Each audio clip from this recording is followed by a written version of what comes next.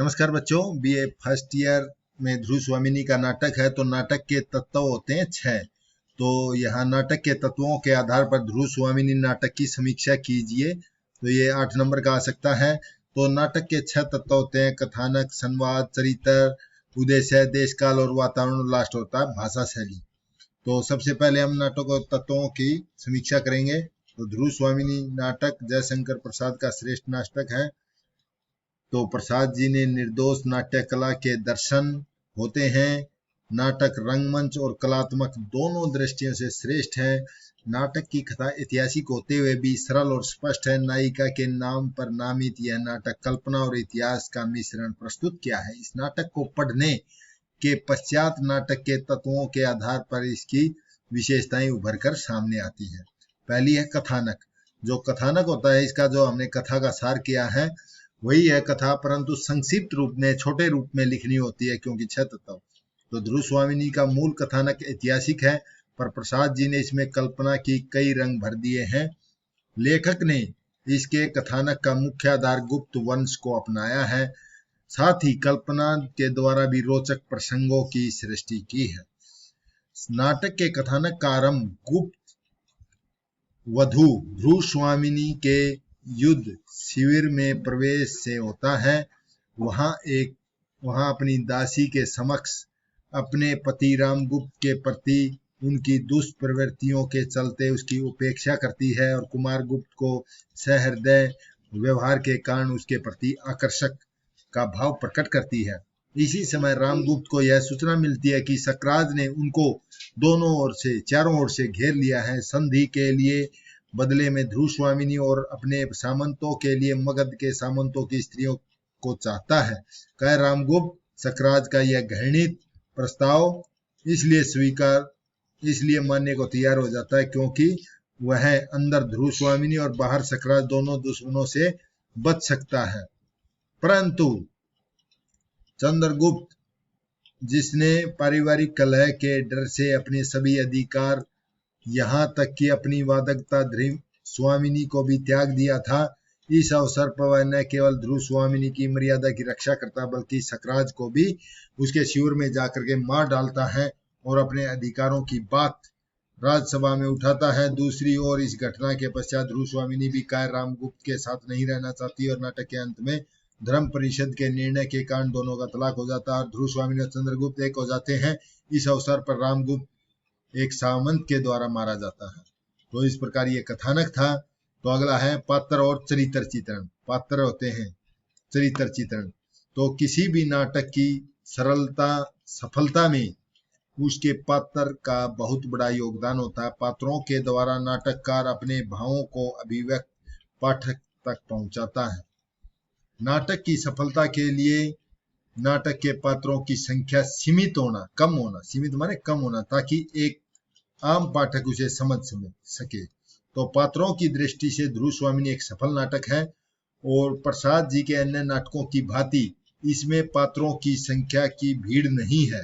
जैसे चंद्रगुप्त और दूसरा था स्कंदगुप्त, उनमें ज्यादा पात्र थे, परंतु इसमें कुल 8 या 9 पात्र ही रखे हैं, जिसमें ध्रुव स्वामिनी है, चंद्रगुप्त है, रामगुप्त है, शिखर स्वामी है, सकराज है, कोमा है और मंदाकिनी है, मिहिर देव है। ये मुख्य 8-9 है। और प्रसाद ने इन सब का चरित्र चित्रण बहुत ही सजीव और स्वाभाविक तरीके से किया है। और यह नाटक नायिका प्रधान नाटक है और ध्रुव स्वामिनी इसकी नायिका है। वही इस नाटक में आदि से अंत तक छाई रहती है। लेखक ने उनके व्यक्तित्व में सुंदरता, सुकुमारता, कोमलता, नारी की विवस्था और नारी का स्वाभिमान, साहस, वीरता आदि को न्यायोचित गुणों से उभारा है। इसी कारण लेखक ने चंद्रगुप्त के चरित्र को भी बहुत सुंदर व्यक्तित्व प्रदान किया है, उसके नायक के रूप में चित्रित किया है। यही वह पात्र है जो ध्रुव स्वामिनी के ऊपर आई हुई मुसीबतों को दूर करता है। इसके अलावा शिखर स्वामी, रामगुप्त, सकराज को प्रसाद जी ने खलनायक के रूप में चित्रित किया है। साथ ही प्रस्तुत नाटक में लेखक ने 2 काल्पनिक पात्र जैसे कोमा और मंदाकिनी को भी शामिल किया है, जिससे जिसे कि जीवंतता प्रदान की है। इस प्रकार कहा जाता है कि चरित्र चित्रण के आधार पर यह सफल नाटक है। अगला है कथोपकथन। तीसरा पॉइंट है कथोपकथन को बोलते हैं संवाद। नाटक का महत्वपूर्ण तत्व होता है। कथोपकथन माने आपस में पात्रों की बात। संवाद के माध्यम से ही लेखक अपने कथानक को गति प्रदान करता है, पात्रों का चरित्र भी विश्लेषण भी करता है। तो जब हम ध्रुव स्वामिनी नाटक के संवादों के माध्यम से अध्ययन करते हैं तो पाते हैं कि इस दृष्टि से यह नाटक अत्यंत ही सरल है। नाटक में संवाद अत्यंत सरल, सहज, स्वाभाविक है। प्रसाद ने छोटे छोटे रोचक संवाद लिखे हैं, तभी संवाद भावानुकूल है और पात्रानुकूल है। लेखक ने कहीं भी संवादों का विस्तार नहीं किया है। हाँ, लेखक ने एक दो जगह लंबे सौगत दिए हैं, परंतु ये सौगत माने जो पात्रों के द्वारा स्वयं के द्वारा कहे जाने वाले को सौगत कहते हैं। वास्तव में पात्रों के अंतर्द्वंद को स्पष्ट करने में सहायक सिद्ध होते हैं। जैसे कि द्वितीय अंक के आरंभ में कोमा का सौगत भाषण उनके आंतरिक भावों तथा उनकी परिस्थितियों को स्पष्ट करता है। तो नाटक में संवाद इस प्रकार है। शिखर स्वामी वह और भी कुछ चाहता है। रामगुप्त कहता है क्या कुछ सहायता भी मांग रहा है? शिखर स्वामी गंभीरता से नहीं देव, वह बहुत ही असंगत और अशिष्ट याचना कर रहा है। अगला है देश काल और वातावरण। देश काल और वातावरण से उसका समय, स्थान और घटना से होता है। तो देश काल वातावरण नाटक का प्रमुख तत्व होता है। इसमें समय और स्थान के यथा योग्य वर्णन के द्वारा नाटक को प्रभावशाली बनाता है। इससे ही नाटक में सजीवता आती है। देश काल वातावरण के अंतर्गत लेखक नाटक के समय और नाटक के पात्रों की वेशभूषा और उनकी भाषा, उनकी रहन सहन, तत्कालिक रीति रिवाज, आवागमन के साधनों आदि का वर्णन करता है। तो ऐतिहासिक नाटकों में देशकाल वातावरण का वर्णन भी करते समय लेखक को विशेष सावधानी रखनी पड़ती है, क्योंकि पौराणिक वेशभूषा अपनाते हैं। उसकी कथा, समय, स्थान का पाठक को पूर्व ज्ञान होता है। तो प्रसाद जी के यह नाटक गुप्त वंश से संबंधित है। 375 से 380 ईस्वी है। इस नाटक में लेखक ने उस युग के दांव पेचों के अतिरिक्त धार्मिक और सामाजिक मान्यताओं और राज परिवारों के आंतरिक कलह का वर्णन किया है। लेखक ने नाटक के तत्कालिक वातावरण की सृष्टि करने में गुप्तकालीन शब्दावली, वेशभूषा, शिविरों की सजावट, युद्ध शिविर और पात्रों के नाम, उनके अस्त्र शस्त्र, रीति रिवाज आदि का वर्णन किया है। तो तत्कालिक वातावरण सजीव हो उठता है। इसके अंदर संकलय त्रय होते हैं। संकलय में स्थान, समय और कार्य होते हैं। संकलय त्रय का पूर्ण निर्वाह किया गया है। सभी घटनाओं या तो गुप्त सम्राट के शिविर में घटित होते हैं या सकराज के दुर्ग में। संपूर्ण घटनाक्रम एक दिन रात में ही संपन्न हो जाता है। नाटक मुख्य कार्य ध्रुव स्वामिनी को रामगुप्त से मुक्त और चंद्रगुप्त को सिंहासन पर बैठाना है। उद्देश्य, नाटक का उद्देश्य होता है, ध्रुव स्वामिनी नाटक एक उद्देश्य पूर्ण रचना है। इसके माध्यम से प्रसाद ने एक और तो देश के कर्णधार के रूप में रामगुप्त जैसे विलासी, मध्यपतित, कायर व्यक्ति के स्थान पर चंद्रगुप्त वीर, साहसी, कर्तव्यपरायण और उदार, निस्वार्थ, त्यागी राष्ट्रनायक की कामना की है। इसका उद्देश्य क्या है? सुदृढ़ राष्ट्रनायक की स्थापना की है, जो राष्ट्र को विदेशी आक्रमण और संकट से मुक्त कराने और उसे और शक्तिशाली बनाने की अक्षमता रखता हो। दूसरा उद्देश्य इसका है, दूसरी ओर नारी की समतलता का नया दृष्टिकोण प्रस्तुत करके आधुनिक नारी के उत्थान की कामना की है। ध्रुव स्वामिनी की समस्या आधुनिक नारी की समस्या है। इस दृष्टि से ध्रुव स्वामिनी नाटक में आधुनिकता भी दिखाई देती है। उनके साथ ही प्रसाद जी ने छल कपट, विलासिता, कायरता, हिंसा, नारी अत्याचार, बुरी प्रवृत्तियों के स्थान पर पवित्रता, वीरता और साहस, उदार त्याग, नारी के सम्मान की रक्षा के मानवीय प्रवृत्तियों को भी जगाया है। इसका ये दो मुख्य उद्देश्य हैं। एक तो सशक्त राष्ट्राध्यक्ष, दूसरी नारी समस्या, नारी की समतलता की समस्या।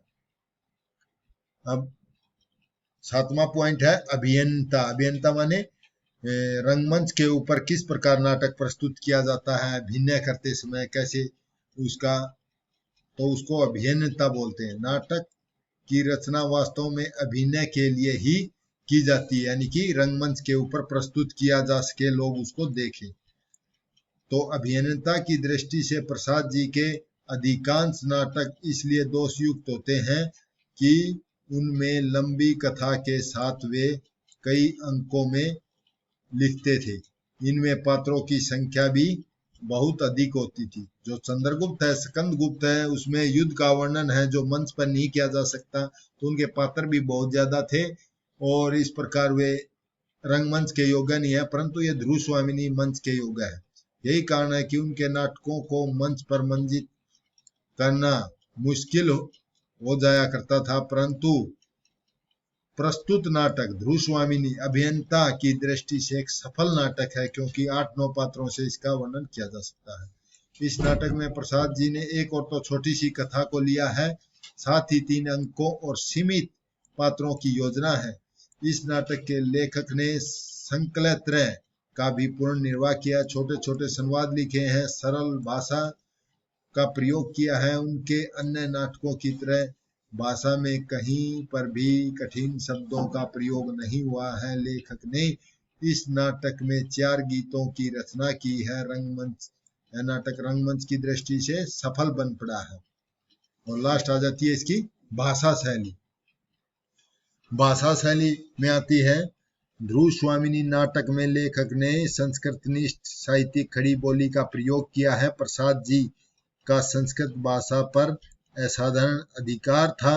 नाटक में तत्सम शब्दों का खुलकर प्रयोग हुआ है। नाटक की भाषा में प्रसाद गुण के अतिरिक्त ओज गुण और माधुर्य गुण भी सर्वत्र दिखाई पड़ते हैं। ध्रुव स्वामिनी के संवादों में जहां ओज गुण का प्रयोग हुआ है, वहीं कोमा द्वारा प्रयुक्त भाषा में माधुर्य गुण का प्रयोग हुआ है।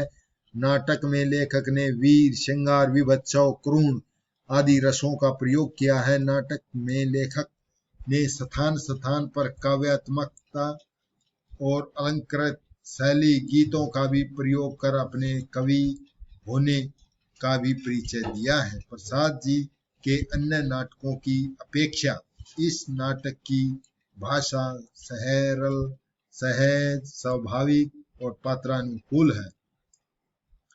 तो उनकी भाषा नाटक के पात्रों के मनोवृत्ति, उनके मनोभाव, विचारों, उनके कार्य व्यापारों के सर्वथा अनुकूल है। लेखक ने अपनी भाषा को छोटे छोटे वाक्यों, तीनों शब्द शक्ति, लोकोक्तियां, मुहावरे, आप्त वाक्यों के प्रयोग करके अत्यंत रोचक और रमणीय बना दिया है।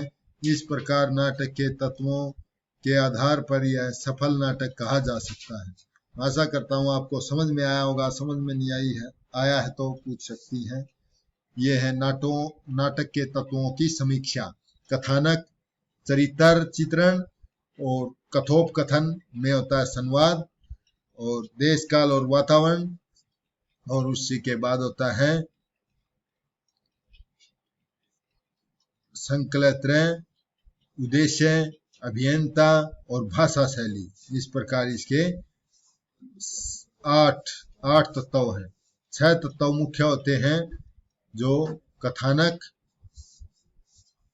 दूसरा चरित्र चित्रण, तीसरा कथोपकथन, चौथा है देश काल वातावरण और उद्देश्य, और लास्ट भाषा शैली। परंतु ये भी लिख सकते हैं अभियंता, संकलत्रय, इस प्रकार 8 हो जाते हैं। आशा करता हूँ आपको समझ में आया होगा। धन्यवाद।